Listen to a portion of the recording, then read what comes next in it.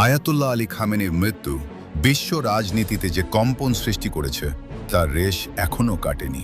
কিন্তু সাধারণ মানুষের মনে এখন একটাই প্রশ্ন, কেন কেন এই অসময়ে ইরানের ওপর এত বড় হামলা চালানো হলো?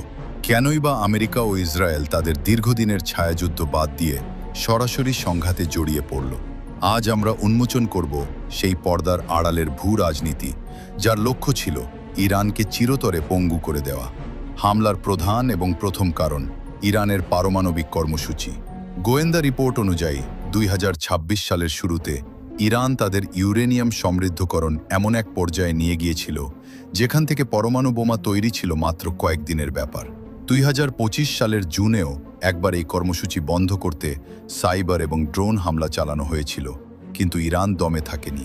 ইসরায়েলের দাবি ছিল ইরান যদি একবার পরমাণু শক্তিধর হয়ে যায় তবে মধ্যপ্রাচ্যের মানচিত্র বদলে যাবে। আর এই রেড লাইন পার হওয়ার আগেই অপারেশন রোরিং লায়নের মাধ্যমে ইরানের মেরুদণ্ড ভেঙে দেওয়ার চেষ্টা করা হয়েছে। দ্বিতীয় কারণটি হল দীর্ঘদিনের ছায়াযুদ্ধ বা শ্যাডো ওয়ার। দশকের পর দশক ধরে লেবাননের হিজবুল্লাহ, ফিলিস্তিনের হামাস এবং ইয়েমেনের হুথিদের ইরান সরাসরি সামরিক ও অর্থনৈতিক সমর্থন দিয়ে আসছে। ইসরায়েলের অভিযোগ তাদের সীমান্তের প্রতিটি অশান্তির পেছনে রয়েছে তেহরানের হাত। গত কয়েক বছরে এই ছায়াযুদ্ধ আর আড়ালে থাকেনি। সিরিয়া ও লেবাননে ইরানি কমান্ডারদের লক্ষ্য করে ইসরায়েলের বারবার হামলা ইরানকে ক্ষিপ্ত করে তোলে।